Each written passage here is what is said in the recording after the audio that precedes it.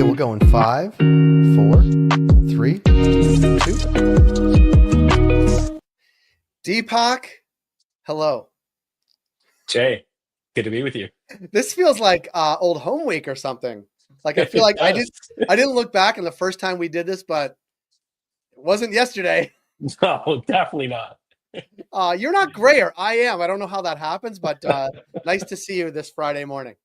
Likewise, your beard's looking as great as ever. Well, thank you. It's getting grayer than the first time we met, which is probably 5, 6, I don't know, 7 years ago. Now it About seems seven like years. forever ago. And it's all coming back around because you wrote a piece on MJBizDaily about Canada on many levels. You're talking about the federal level, on our provincial level here. We also have a change of government maybe coming, but certainly an election. Like, this is a market that has seen ups, downs, and like trying to get out of the down for a number of years now. Is this an opportunity with the Trudeau government likely on its way out, and a Liberal Party likely on its way out, I think? Like, what are you thinking is going to happen in Canada, and what prompted you to write for MJBiz? Yeah, look, I think there's Jay two pieces of critical things that need to happen before we can say goodbye to the Trudeau government, which is likely going to happen in March sometime. And I think that's sort of the critical piece that I wanted to get out. And those were the regulatory reform package, which is the streamlining of things that Health Canada has already acknowledged is needs to change in the Cannabis Act, getting that actually done and dusted. And the second is movement on the CBD file. I think those are the two key pieces of legislation that still the industry is watching on and making sure it gets done prior to the Trudeau government actually going away. So I think that was what I was trying to outline predominantly for the industry to look at before the departure of the Trudeau government. And chances of these things happening? Well, pretty high actually. So just got quite a bit of word from Ottawa that both those files will see some movement occur prior to the March timeline. So at least the March 30th timeline. So that's positive progress. Yeah, it is positive progress. And I guess I want to take you, like, zoom out a little bit, like thinking about where the industry was in 2017, 2018, 2019, as legalization happened to where it is today. Like, has there been lots of regulatory updates, changes, reviews, thinking, like, or has it been like, we already legalized, now it's your problem, cannabis industry, or somewhere in between? I think it's somewhere in between, Jay. I think if you ask the cannabis industry, they'll say not enough. But I think if you ask the federal government, they'll say lots has happened. And I think the answer is somewhere in between. I think they're, given everything that's been happening, COVID and geopolitically, and most recently with the US, governments had a number of different priorities that they've been preoccupied with. And of course, then you've got the Trudeau internal kind of, turmoil that has occurred. So I think given all of those things, there's probably quite a bit been done already on the file, at least from a federal government perspective. But of course, the industry would always like to see more. And I think the biggest thing that also I was trying to highlight, Jay, in the article was, if you look at cannabis legalization across party lines, I think when Canadians were asked what they would remember this Liberal government for the most, cannabis legalization was actually the top of it. So I think that's something very important to kind of keep in mind. This was across party lines. It's interesting because there are many things that there are things that the federal government does, and you do see it. Of course, you see it in your pocketbook. Maybe you see it in interest rates. Like, you see things that actually happen like that, but you rarely see things that the federal government says yay or nay to that you start to see on the corner in your neighborhood.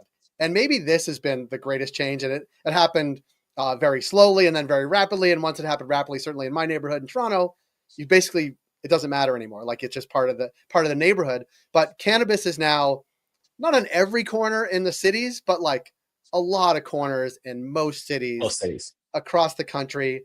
And I think the biggest lesson is that the sky doesn't fall. Well, precisely, right? And especially as other governments look at this, right? I mean, there's a lot of talk around the US government looking at it, but even currently, the German government looking at it, or, other countries that are looking to legalize. And I think that's been sort of the key theme, is that the sky hasn't really fallen post legalization. Yeah. I want to go back to something you said earlier around the CBD file in particular, because that clearly, I remember for a long time, even you especially, talking about health products, like how things are regulated here in Canada. Like, what is the status for those that are follow what Cultivated but don't follow necessarily the nitty-gritty in Canada? Like, CBD in Canada is treated the same as cannabis. Like Exactly. It's treated the same as THC, THC. which Yeah, yeah. is quite unfortunate, right? So yeah, you're right, Jay. So yes, it is regulated in the same way, meaning in many ways that the federal government is saying, well, the risk profile on both molecules is identical, which anybody that's not even following the industry knows to a large extent that's not true. CBD has a far safer profile in terms of at least intoxication. And so I think that the federal government needs to start to move on that. And I think what's happened on this file is for a very long time that, people in the scientific advisory committee that Health Canada formed almost 3 years ago has said that and has said government outline a pathway to be able to get these products in Whole Foods and Shoppers Drug Mart and just stores where everyday Canadians shop. And that's really interesting because it's a segment of people that don't necessarily go into a dispensary. They do go into grocery stores. So I think there's a whole other subsegment of population that will come on board to the cannabis industry if they were allowed to access CBD at their pharmacy or the health food store. Can I ask you a question? Because we've seen in the States, and I know you follow what's happening everywhere, we've seen in the States hemp-derived THC products as an interesting starting point for a lot of sort of traditional cannabis brands. That was initially. And then we see like MSOs in the States getting into hemp-derived THC products because it's a way to extend or sort of build a brand nationally.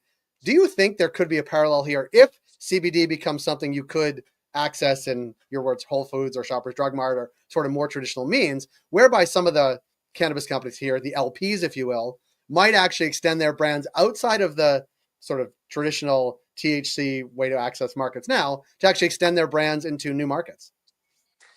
Possibly, but unlikely, Jay. I think the reason you're seeing that in the US is because the absence of any federal regulation on intoxicating products, which in this case is THC. Whereas in Canada, you could already sell the THC. I mean, when you get into potency limits, I know that's something the industry has been arguing in Canada for a long time around getting rid of that cap on 10 milligrams per dose on THC. So I think that could be an interesting way to kind of get around that. I don't see the same level of kind of interest in Canada as you are seeing in the US. I think the reason you're seeing this in the US is because of that absence of that vacuum on the federal side for a legalized THC product. I don't think we'll see the same thing here. I think what the industry is arguing for in many ways for this file is this could be a really good avenue to get around the marketing and advertising restrictions, because what Health Canada has basically said currently is you can't really advertise and promote any of the CBD and THC products for that matter. Whereas this pathway would actually allow for a CBD product to be able to make health claims subject to you, the manufacturer, doing your research to be able to prove that it does help with sleep. Much like, cold effects can talk about their properties of curing a cold or helping prevent a cold, you can make the same claims around things like sleep. And, I think I was reading an article most recently about how sleep aids, kind of cannabis is one of the most popular sleep aids now in the US. And there's no reason why you wouldn't be able to actually do something similar and make claims in Canada for that product. And I think that's what the industry is probably going to be interested in the most. Yeah, I agree. Because you have a lens and you've been in it for so long, a lens that is pretty broad, but a focus that has been Canada, but also understanding sort of where the industry is, and where it's likely to go. Like, are there instructive lessons of things that happen in Canada that, like a market like New York, should be paying attention to? Like, I think we wrote it in the newsletter that there's an upcoming cannabis insolvency conference or sales happening in Toronto. Like, that's not great news, but like, is this something that a cycle will repeat itself as markets reach this sort of 5-year point in markets like New York or New Jersey or Maryland, like anything that's sort of come along after? And are the lessons being heeded?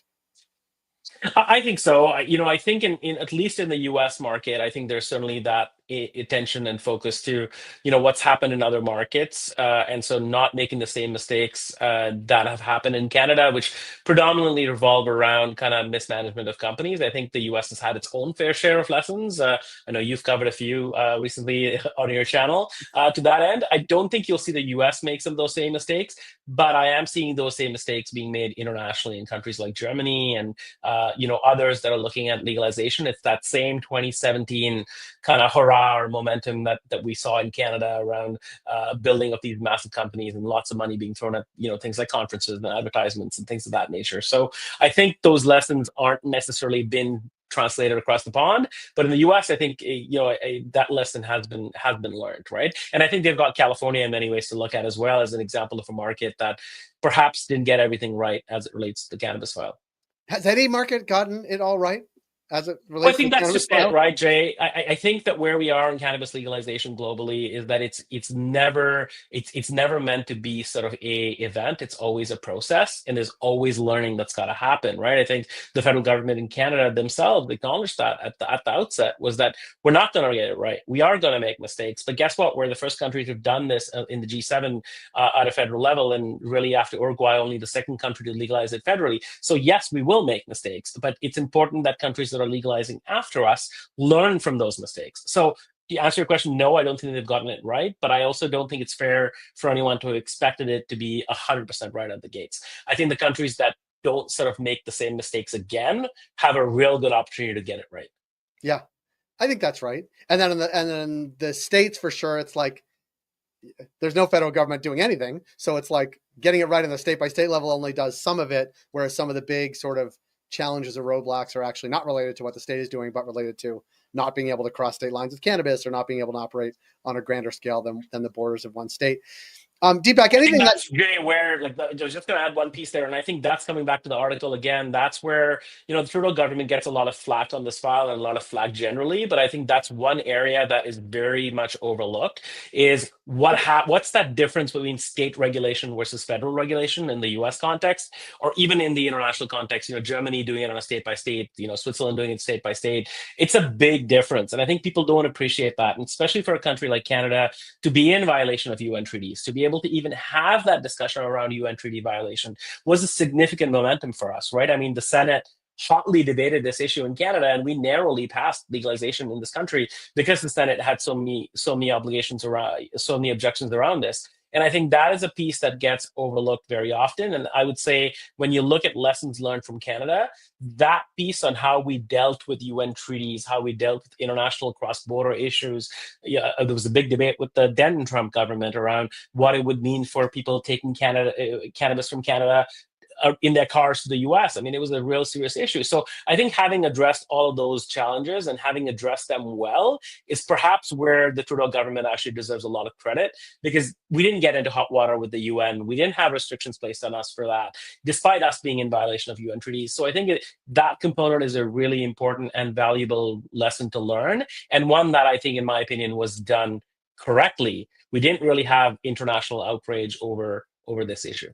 No, I guess the other question, I mean, one of the signs of success, perhaps, is that in the upcoming federal election, I'm not sure this is going to be an issue that anybody's talking about. Right? I just can't expect it will be. No, especially given where we are geopolitically at the moment. I think it's going to be about the economy. It's going to be about sort of how we deal with tariffs coming out of the U.S. I don't think this is going to be a major issue. What I do fear, however, and I referenced this a bit in the article, is a conservative government, really, under Poilievre, really, who hasn't regulated or governed in many ways, is probably going to look at the natural place, which is the cannabis secretariat that deals with this file. I think you'll start to see cuts there, because that is a massive department. You've got hundreds of employees in that department, and I see a culling occur just by way of the way conservatives govern generally, is around not having big government. And I think what that's going to mean to the cannabis industry is probably not going to be a good thing, because it's going to be scaling back of people, and that's going to result in delays around getting things like permits or licenses or approvals or amendments to regulations. So I think that is something that the cannabis industry needs to watch for. I think it's a foregone conclusion that cannabis is not going to be the top file that any government deals with, but even having some of those changes that are going to be small but significant to the industry is a bit challenging. Well, Deepak, we'll have you back to talk about those things, because it'll be an interesting time, certainly in Canada. We actually will have a provincial election here in Ontario, which I don't think cannabis will be part of the conversation either. It's similar to trade and what's happened in the U.S. It will be the topic, I think. But we'll have you back on as it develops here in Canada, and as things develop internationally, we'll have you back to talk about what's happening in Europe as well. I really appreciate the time. Look forward to it. Thanks, Jay.